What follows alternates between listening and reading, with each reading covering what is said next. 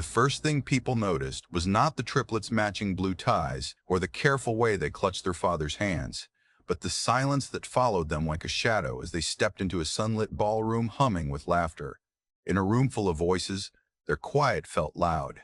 Ezra Cole felt it press against his chest as he paused beneath the crystal chandeliers, heart thudding, knowing that this reunion would either crush him or finally set him free.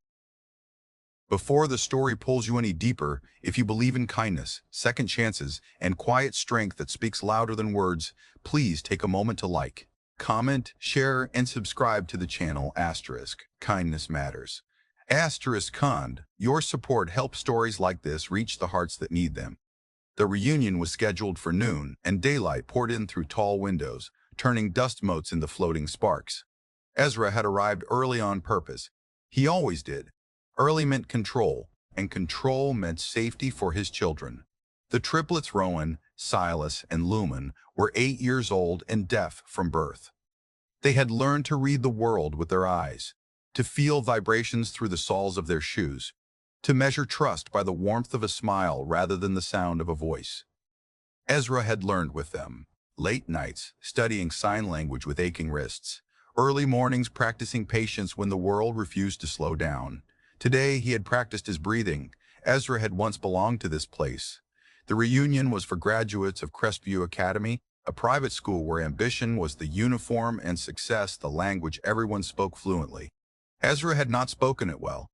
He had been the scholarship kid, the quiet one who worked after class and left before parties began. He had fallen in love there, though, with a girl who laughed brightly and dreamed loudly. Her name was Maribel Vaughn then. She had liked Ezra's gentleness, until she decided she didn't. The triplets tugged gently, each in their own way. Rowan's eyes flicked around the room, curious and alert. Silas pressed closer to Ezra's side, absorbing the vibrations of footsteps through the polished floor.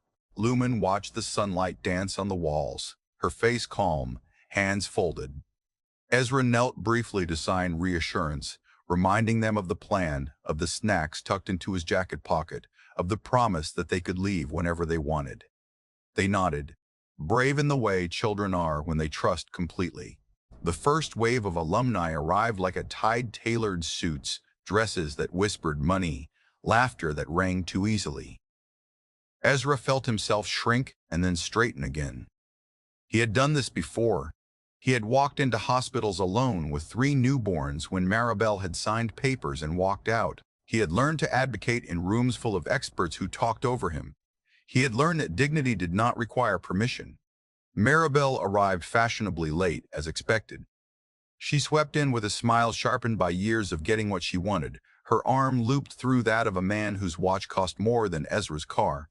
Her hair caught the light, her heels clicked with confidence. She spotted Ezra almost immediately. Her eyes flicked to the children, lingered, and then her smile tilted into something else, something brittle. Ezra felt the old ache stir, not for her, but for the memory of who he had been when he believed love alone could fix anything. He had not told the children who she was yet. He had promised himself he would wait until they asked. Today was about him showing up, not reopening wounds. Maribel approached with a laugh meant to carry. People turned. Ezra could feel the room pivoting toward them. He braced, shoulders back, hands steady. Maribel's gaze swept over the triplets, taking in their silence, their identical features, their hands that moved when they spoke to their father. Her lips moved quickly, her tone light, her words easy to imagine even without hearing them. She gestured, smiled, shook her head as if amused by a private joke. Ezra recognized the posture of dismissal. He focused on breathing. The children felt it too. Rowan's jaw tightened. Silas's hand clenched Ezra's sleeve. Lumen lifted her chin, eyes steady. Ezra signed reassurance again, slower this time, anchoring them to him. He refused to rise to whatever Maribel was offering the room. He had learned that some storms passed if you did not feed them. Around them, conversation slowed. People watched with polite curiosity, some with discomfort, some with judgment. They did not bother to hide. Crestview had taught them to spot weakness. Ezra stood anyway. That was when the doors at the far end of the ballroom opened again, letting in a new current of attention. The man who entered did not hurry. He moved with a grounded ease that came from knowing exactly who you were. He wore a simple charcoal suit, no flashy pin, no entourage. A few people whispered his name. Others straightened unconsciously. He was Julian Ashcroft, the CEO whose company had redefined accessibility technology over the last decade, whose philanthropy was as quiet as it was effective. Ezra recognized him from articles he had read late at night, searching for tools that might make the world kinder to his children. Julian scanned the room with thoughtful eyes and then stopped when he saw the triplets. Something softened in his expression. He did not look away. He did not smile politely and move on. He approached. Maribel noticed him too. Her posture shifted instantly, interest lighting her face. She turned, ready to perform. Julian did not offer his hand. He stopped in front of the children and lowered himself slightly so they were at eye level. His hands moved. The room fell silent in a different way. Julian signed fluently, his hands precise and warm, his face expressive. He introduced himself to the children first, not to the adults around them. Rowan's eyes widened. Silas leaned forward, astonished. Lumen's face lit with recognition. They responded, their hands moving quickly, their bodies relaxing. Ezra felt tears sting without warning. Julian signed about the light in the room, about how brave it was to come somewhere unfamiliar, about how he liked their ties. He asked their names. He told them his. He did not rush. He did not simplify. He treated them like people worth his full attention. People stared. Phones came out and then were tucked away again, as if it suddenly felt wrong to record. Maribel's smile faltered. The man on her arm shifted, confused. Julian finally looked up at Ezra, still signing as he did, asking if he was their father. Ezra nodded, his hands trembling as he replied. He explained who they were, how hard they worked, how proud he was. Julian listened, truly listened, truly listened. His gaze steady. He signed gratitude for the introduction, and then stood, addressing the room without raising his voice. He spoke about silence not being emptiness, about how some of the brightest minds he knew thought in images and motion rather than sound. He spoke about how ridicule often revealed fear, and how kindness was not charity, but respect. Maribel tried to laugh it off, tried to interject with charm, but the current had shifted. Julian did not engage with her performance. He turned back to the children, signing again, inviting them to show him something they liked. Rowan signed about drawing. Silas signed about trains. Lumen signed about puzzles. Julian responded to each with genuine curiosity, weaving their interest into stories of engineers and artists and problem solvers who had changed the world. Ezra felt something inside him loosen, the weight he had carried for years of being seen as less, of being judged by circumstances beyond his control began to lift. He had not come for vindication. He had come to survive a memory. Instead, he found affirmation. The reunion continued around them, but the center of gravity had moved. Alumni drifted closer, some awkward, some sincere. A woman asked Ezra about the children's school and actually waited for his answer.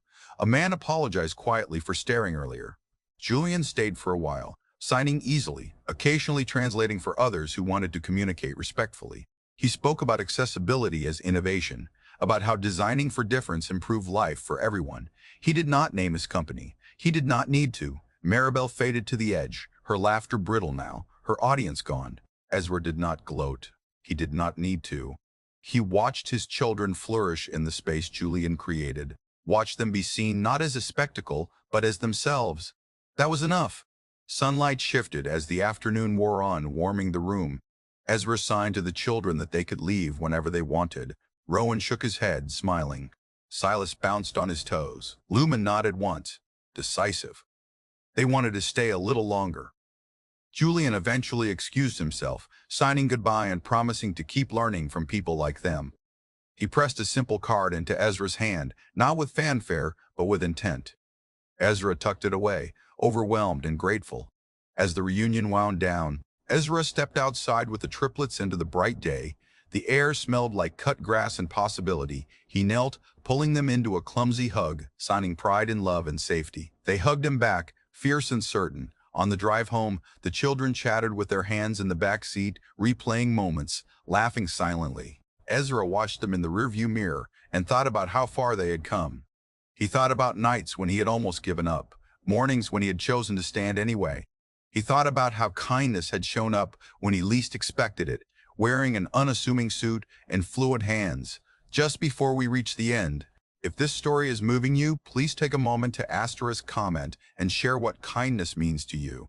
Your words help build a community where stories like this matter. Weeks later, a letter arrived. It spoke of scholarships and mentorships and a new program focused on accessibility and education. It did not mention the reunion. It did not need to. Ezra enrolled the triplets in an art class, a model train club, a puzzle workshop. He watched them thrive. He found work that valued his experience as a parent and advocate. Life did not become perfect. It became fuller. Sometimes, late in the afternoon, Ezra would think about the moment the room fell silent in a new way and how that silence had been filled with respect. He would think about how the loudest thing in the room had been kindness.